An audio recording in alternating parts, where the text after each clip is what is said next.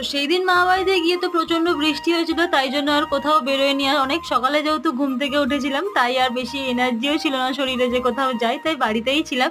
তারপরের দিন প্রায় অনেক সকাল সকাল আমরা বেরিয়ে গেছিলাম একটু ঘুরতে।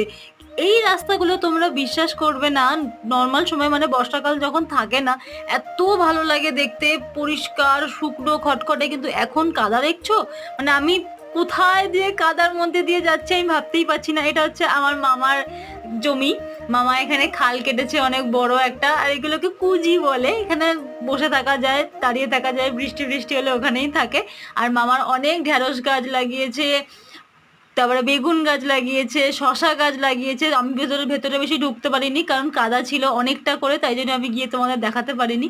এইখানে আমরা একটু দাঁড়িয়ে ছিলাম, বৃষ্টি হচ্ছিল, ভীষণ ভালো লাগছিল, চারিদিকে শুধু সবুজই সবুজ আর জল।